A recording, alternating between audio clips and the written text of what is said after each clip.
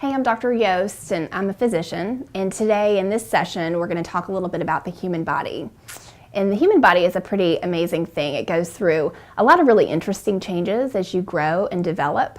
So we're going to start really by talking about some of that stuff. So firstly, we're going to talk about anatomy, specifically anatomy of our reproductive health systems. And it's important when we talk about this to know the correct medical terms.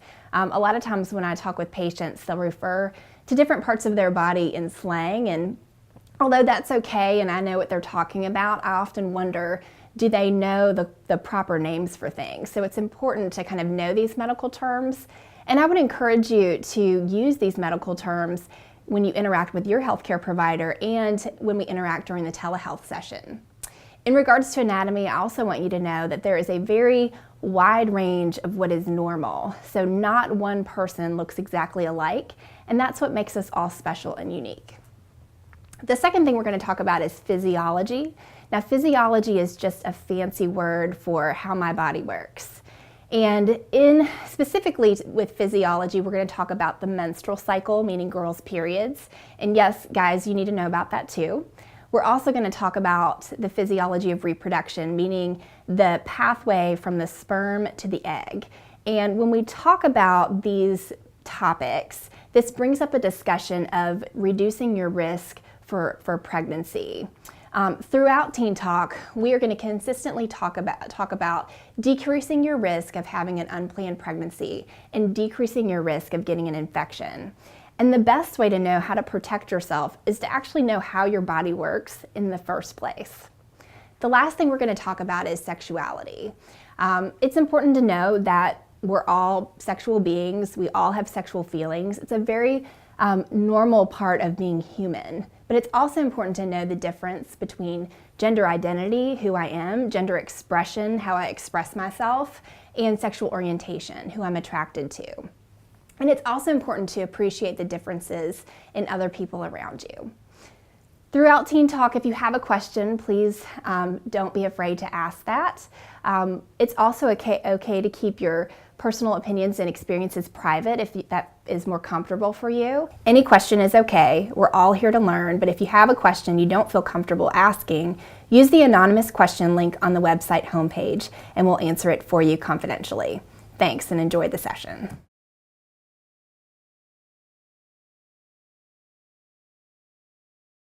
Hey, it's Dr. Yost. Let's talk a little bit now about sexuality, including gender identity and sexual orientation. So this includes people who are gay, straight, bisexual, and transgender. You may have heard the term LGBT before, and from now on, that's what we're going to use to refer to lesbian, bisexual, gay, and transgender. We're going to start by talking about some of those terms and also talk a little bit about discrimination and what you can do to stand up against it. Throughout Teen Talk, we talk a lot about sensitive topics. We just got done talking about anatomy and physiology of reproduction, and that can be sometimes hard to talk about. Sexuality is absolutely a sensitive topic, and it may have a very personal meaning to many students in your student body. Undoubtedly, there are a lot of students at your school who are gay or bisexual or even transgender. And chances are a lot of students will have friends or family members who are LGBT or T. There are also probably many students who have been teased or made fun of, both gay and straight, for either being too masculine or too feminine. We at Teen Talk really try to take that into consideration and try to respect other people's feelings as we came up with our curriculum, and we expect you to do the same. As with any of these topics, there's going to be a lot of differing opinions. Some people don't agree with homosexuality. Some people really don't think it's any different from being heterosexual. Some people don't believe in birth control. Some people don't believe in sex before marriage. I could go on and on. The point of Teen Talk is really to give factual information from a medical standpoint. And as always, respect for other people's opinions is going to be important now and for the rest of your life.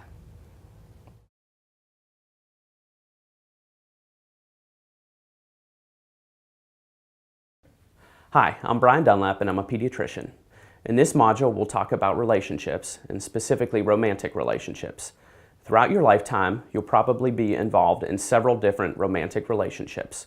Hopefully, these will be healthy relationships where both individuals feel respected and feel that they can be who they want to be.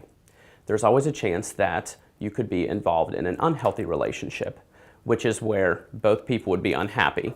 More often than not, this can be due to a lack of respect or a lack of communication.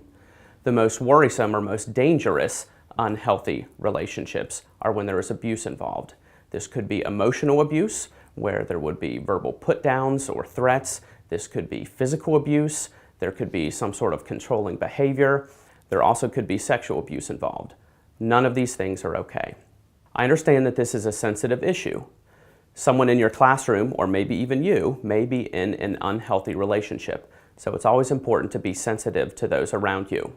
As a reminder, throughout this session, and whenever you meet in person, it's okay to keep your opinions and your experiences to yourself. But again, please be respectful of those opinions around you.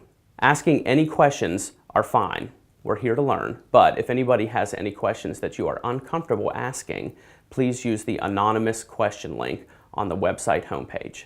Thanks and enjoy the session.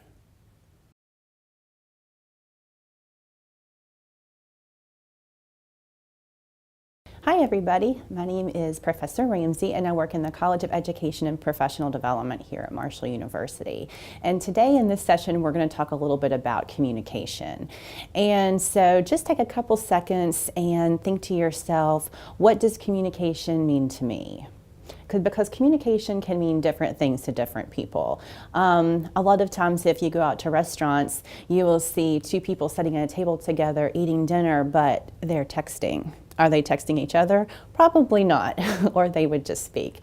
So the two things that we're going to talk about today when it comes to communication is listening and speaking, those two things.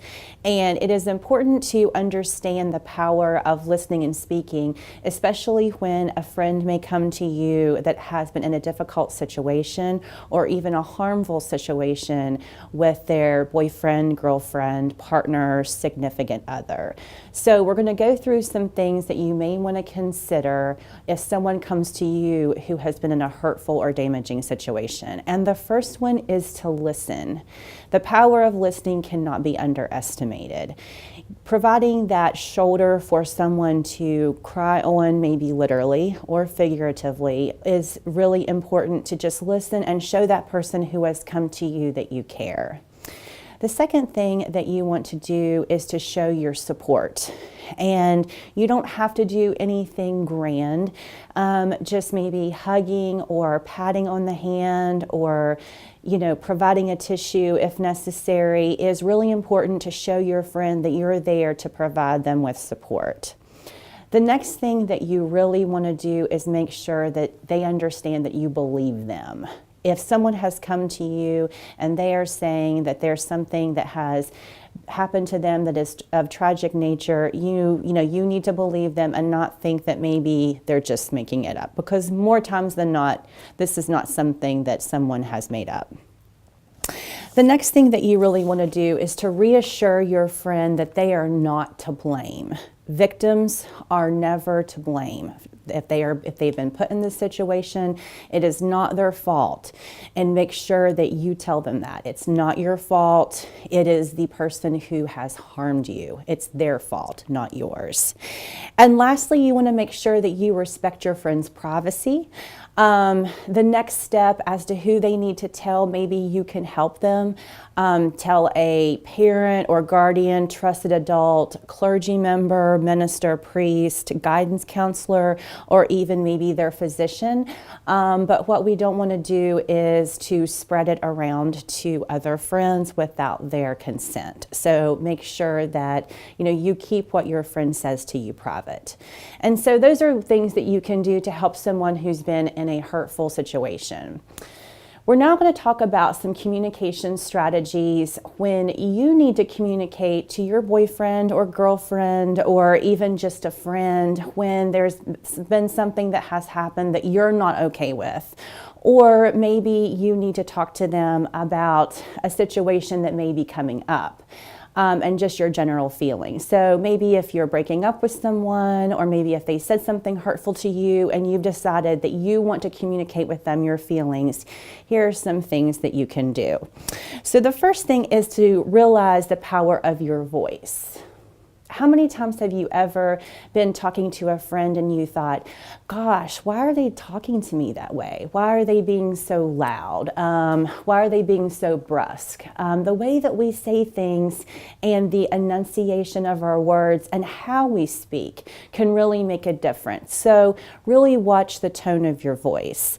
The next thing is to know your intent. So when you go to this person, whomever it may be, and you start speaking with them, what do you want out of it? Know your boundaries, know your goals of that communication. Also, your body language. So make sure that you are feeling comfortable. Make sure that you're not doing something like standing with your arms crossed, or fidgeting, or biting on that nail that you always go to. That's sort of what you do when you're nervous. Make sure that you feel comfortable, that you feel confident in what you're going to say, and really pay attention to your body language. So next up is timing. So when you think about having this conversation that is important to you, make sure that your timing is good. Make sure that you have enough time to really sit down and have a productive conversation with that person, and that you're not catching them right as they're going to work or on the way to class, where maybe 2 or 3 things are said and then you can't fully discuss what your topic of conversation is. Your approach. So you might not know what this means, but when we say the word approach, we're thinking about how you're really going to broach the subject with your partner or significant other, and make sure that you do it with kindness and with full consideration of the topic and their feelings as well. And finally, be clear. Whatever it is that you want, be clear about it.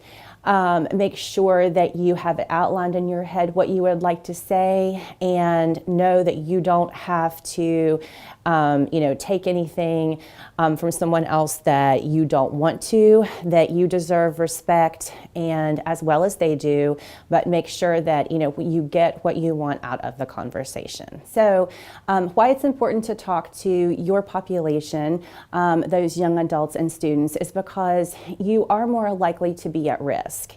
In your demographic, you tend to get into relationships more easily and more frequently, and a lot of times you don't take the precautions that you need to, or maybe you don't talk to your healthcare provider about ways that those STDs cannot be transmitted. So it's important that when we talk about these things in Teen Talk, that you remember that to have those conversations with your parents, with your healthcare providers, and with those people that that can help keep you protected so that you can stay safe while you're in your relationships. So in this session, we're going to talk about how to get screened and the importance of being screened, as well as the usage of condoms, and also other ways that you can protect yourself from being infected.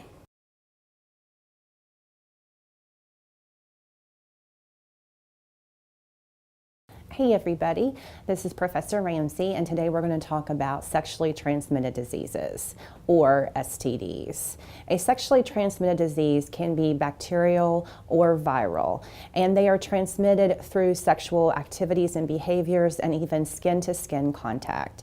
You may be wondering why we're going to talk to you about this, and that's because there are 19 million new STDs that are diagnosed each year, and more than half of those are diagnosed in the population of young adults ages 15 to 24. That seems sort of staggering to think that there are more than half of the diagnoses that are, in that age range, in your age range, but that is because young adults often do not get screened regularly, and they often change partners, and they often don't know how to protect themselves. So those are all the things that we're going to talk about today. Remember that STD screening is confidential. And so you can go to your primary care provider, your physician, and you can get screened, and it will be confidential. Only you and they will know about it. You can also talk to your primary care provider, your physician, about ways to protect yourself and condom usage and the importance of that. So just remember that your sexual health and well-being is important, that you need to take care of yourself, and that there are people that can help you do that, such as your primary care provider, your physician.